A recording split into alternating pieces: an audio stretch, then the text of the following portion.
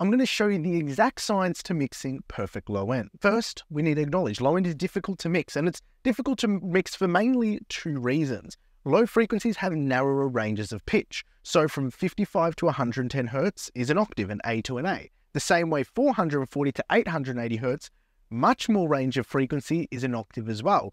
And what this means is the phase relationship between the frequency cycles of two parts playing at the same time are more susceptible to peaks and nulls as well as frequency masking. So if we look over here, we've got 55 Hz and 60 Hz. Okay, so we've got this 55 Hz cycle here, this 60 Hz cycle here. What sound do you reckon it's going to make?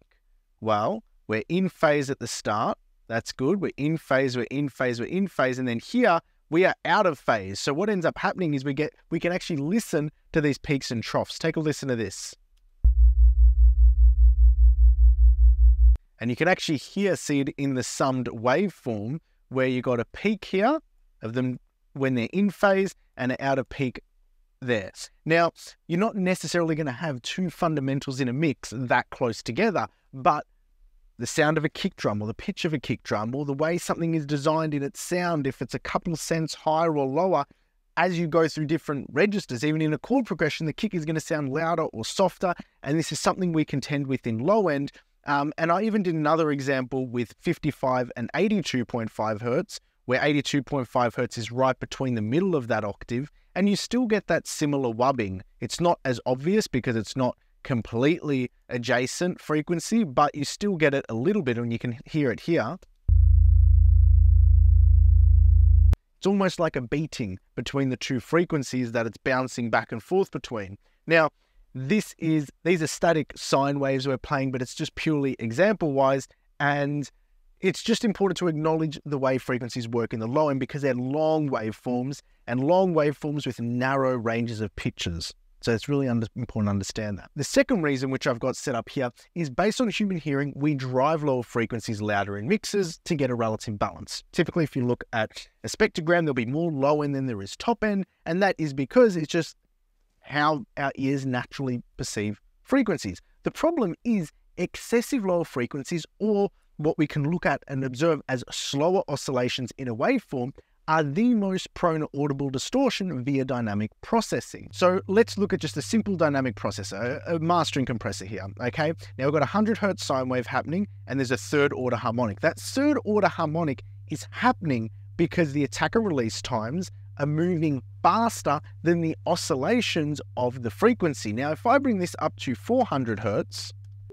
no more harmonics. Why aren't there any more harmonics? And I'll explain why, because Clint Young actually refined my equation in my latest video, and that is basically by doing 5,000 over whatever the frequency is, 12.400 Hz, so we've got 12.5. So if we set our attack and release to 12.5, we're not going to get those harmonics. I'm not sure what's going up at the top here, though. That's a bit weird.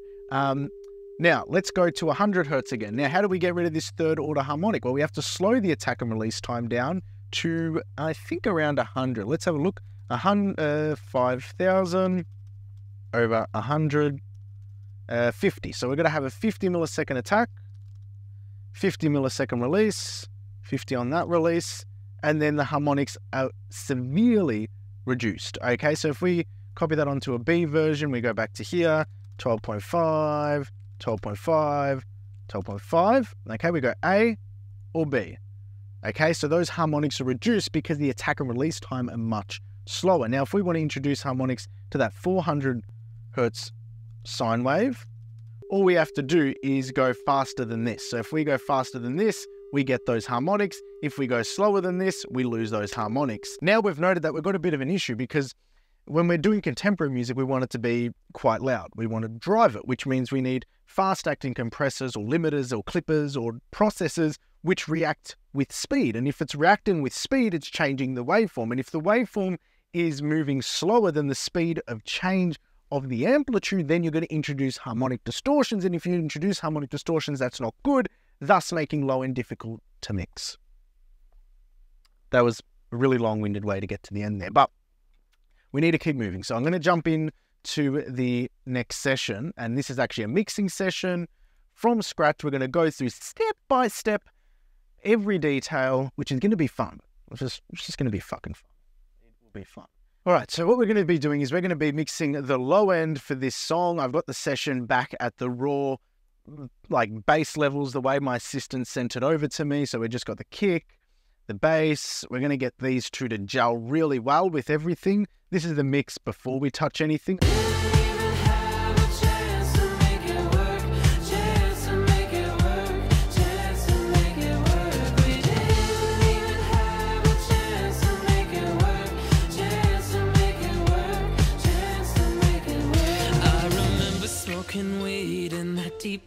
Okay, perfect. So that's recorded. Now we need to start. So the first thing we're going to do is go to the bass line, and we're going to make sure that every part of this chord progression has the same loudness. This is something I do. So that way, as you go from one note to the next, the relative loudness of the bass is consistent. I'm not going to even set the level. This is just editing, just to start off with. So what we're going to do is we're going to get iZotope Insight, and then we'll get to leveling the kick and doing other things. But this is the primo thing I do at the start of every mix. Is before I start mixing, I make sure all these bass lines, every note is edited to equal loudness. And the reason why I do this with clip gain and adjusting each note is because I don't want to use a compressor. I don't want to have the action or harmonics or tone of a compressor already in the mix before I've even started mixing. I just want to edit this to perfection. So let's do that. So that's a 36.2.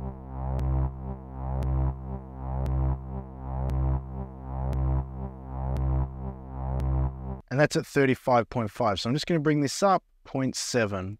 So those two are right in the pocket with one another.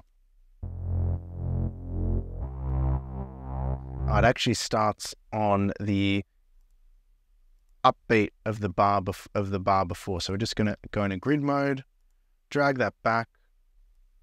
Perfect.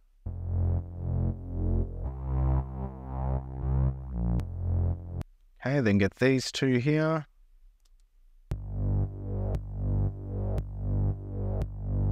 Okay, remember we're going for 35.5, so that's to come up 1 decibel. Let's just check it.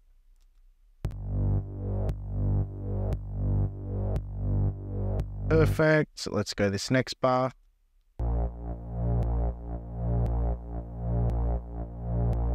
Perfect. So that's just the loop. So I can copy these changes over. And basically all I've done is automate the loudness of each part of that chord progression. So they've got equal loudness from one passage to the next or one bar to the next.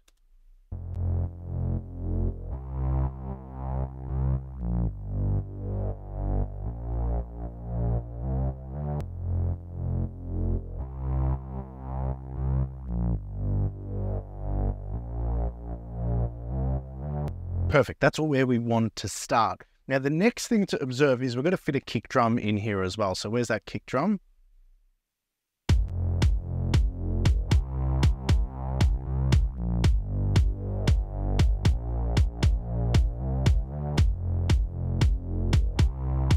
Okay, so what I've done is I've done myself the favor of getting these up in Audio Editor to look at the spectrogram. And this is really important because I want to know whether fundamentally the kick is and whether it laps with much of the bass line here.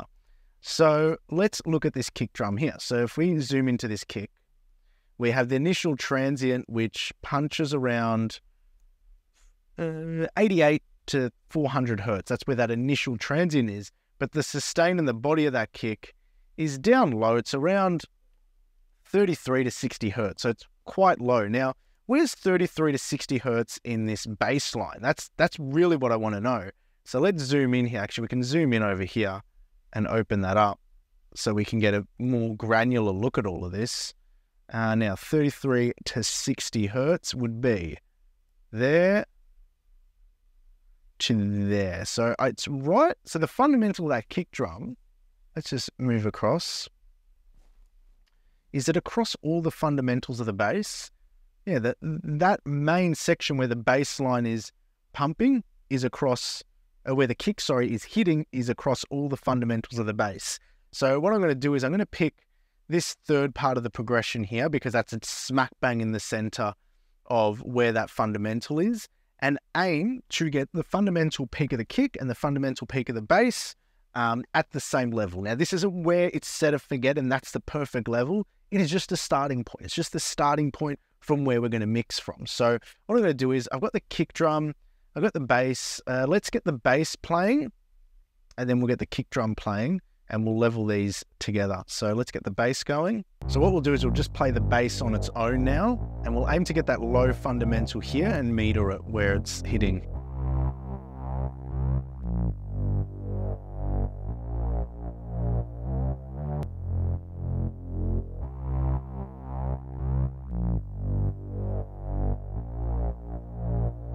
So that's at about 37.4 there, 37 on the high side. Yeah, 37 is where the peak of that lowest bass note is. Now we're going to get the kick drum and do the same and level the kick drum to hit around the same point.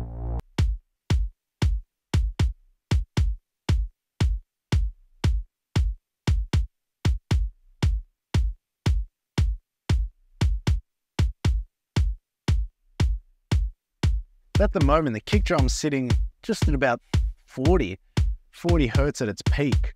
If you look there, it's not going much higher than, not 40 decibels.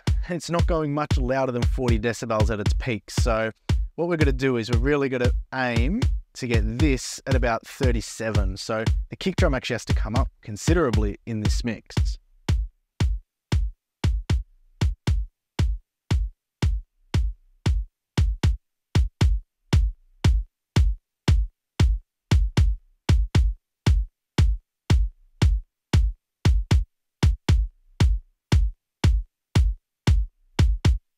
It's a bit better. 37.4 is where that peak of the kick is. So I'm pretty happy with that. That's pretty good. Now let's have a listen to it with the bass line.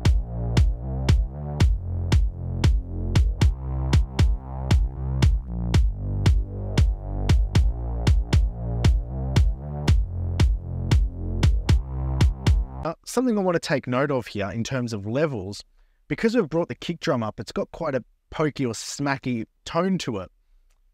That also interacts in an interesting way. The more top end we hear, the less low end we hear.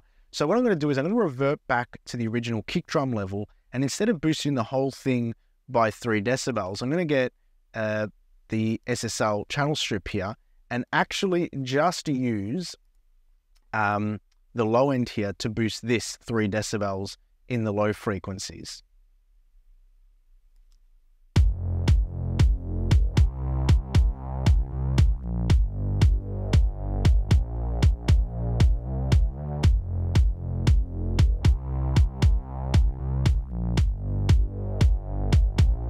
And that actually balances really nice with that bass line. Take another listen.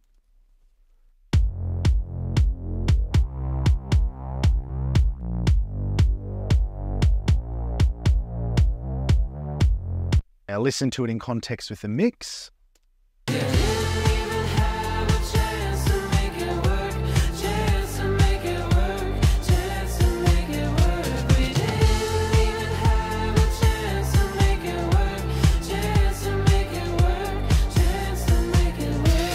Now that's good because the kick drum is beefy, it's nice, it's a simple EQ move. Quite a few steps for me to show you the fundamentals of why it sounds right with the bass. Now, the low end of the bass is good. It's actually in a perfect spot for this, but there's something that we're not catching from the bass, and that is because you've got that swelling, you lose a little bit of the body and energy, but as well as that, we don't have as many harmonics because this bass is sustained over time. The kick drum is more staccato, it's more rhythmic. So it comes in, it goes out. So there's lots of contrast there. Whereas with the bass, because it's sustained and swelling, we don't get that full feeling out of it. So we need to do something to help that along. So now we want to bring out this bass. So the first thing in terms of bass clarity, we want to bring out some of those upper mids. So I've got the SSL channel strip here. And we're going to bring out some of those upper mids, and then what we're going to do is we're going to work with it in parallel after this. So I just want to get the tone of this bass to pop a little bit.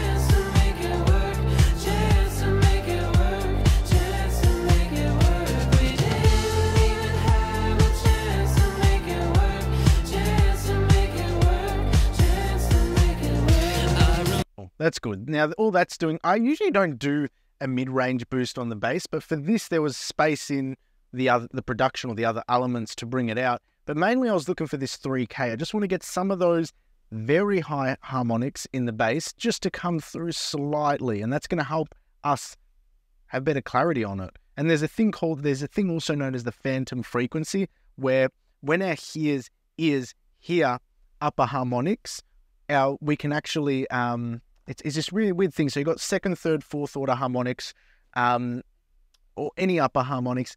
Our ears can actually play tricks on our minds and perceive lower frequencies underneath it just because we can hear those harmonics. So we're not actually boosting the low end, we're just playing mind tricks here, bringing out those harmonics, and the low end feels bigger, if you get what I mean. Have a listen to this before and after on the bass.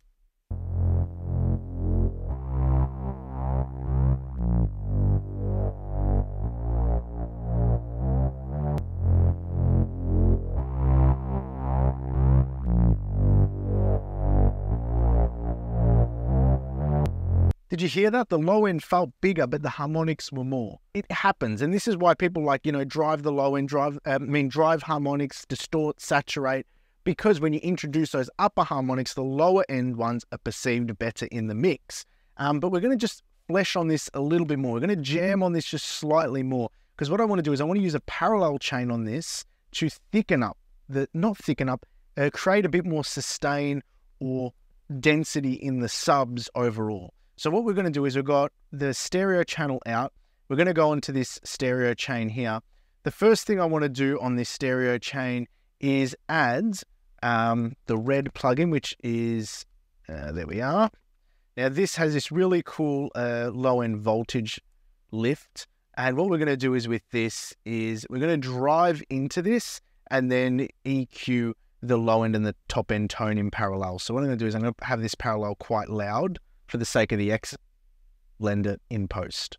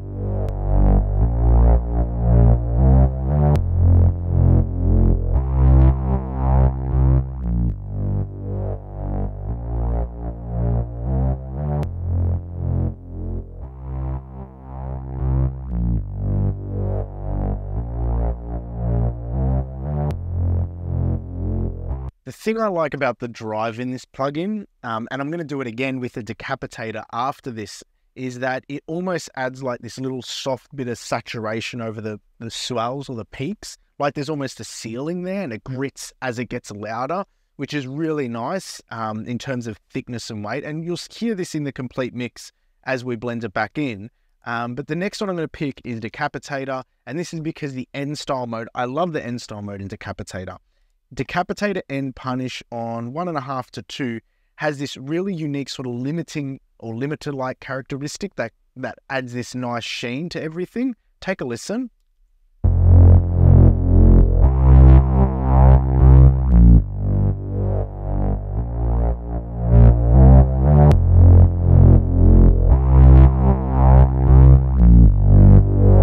The sort of feel and tone I want from that parallel channel. It's way too heavy, so what we're going to do is we're going to drop that parallel channel all the way down, loop the mix, and then blend this back in.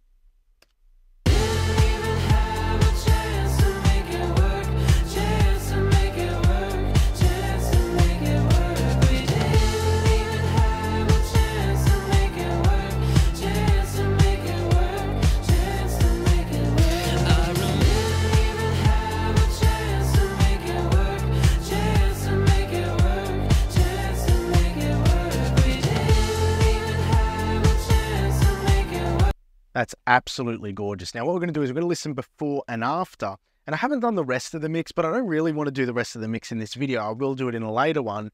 But what I want to do is want to listen to the before and after, and then I want to drive the shit out of the mix bus to show you how a tight low end like this can actually be driven really easily in overall volume. And if you're actually curious how I am routing my bass into the parallel and doing all these things in terms of changing volumes with VCA faders and whatnot, I've actually got a link to this mixing template down in the description below. Not only has it got all these VCA faders to easily level your mix, you've also got all these printer folders. So when you're ready to deliver to your client, you can just activate this folder, record, enable everything, and it's all pre-routed to print out all the stems for your clients, which is really handy in my opinion.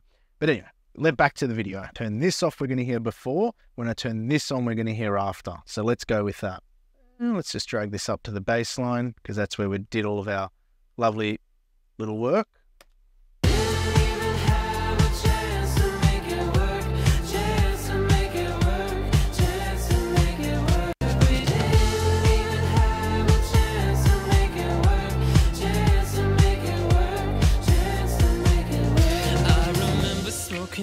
I'm going to bring the overall level of the kick and the bass down 1.5 decibels each. And I've got the VCA faders here to do that. So 2.2, we're going to go to 3.7, and the bass, there we are, 4. We're going to go to 5.5.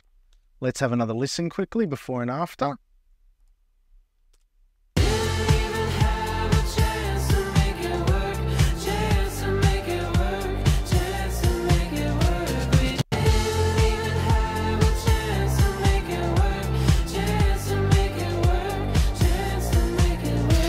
So to me, this is the exact science of mixing the low end, understanding the way different frequencies work and interact with each other, but also knowing that you've got to level out the relative volume of every single note manually. That's how I do it. Then get the fundamental of the kick to work with the fundamental of the bass, and then consider how you can work with each element. Now, for this circumstance, it was parallel saturating the bass because I wanted a consistent weight to it and adding a little bit of mid-range drive. But in other circumstances, you might not do anything to the bass. It might be the kick drum that needs some TLC, where you're adding some parallel distortion or a little bit more transient to work around it. But ultimately, what's important is that the low end stays consistent, so the fundamental of each bass note holds at an equal listening volume. So that's why we're going up 1.5 decibels for some notes here, and then back down, and then back up, and you've got this sort of line that sort of goes all the way through this here. You see, going up and down, depending on the note. Then you level the kick fundamentals to that, and then you work around it. That's the science of really good low end, at least to start off with. Anyway, I hope you enjoyed that, and until next time, take care.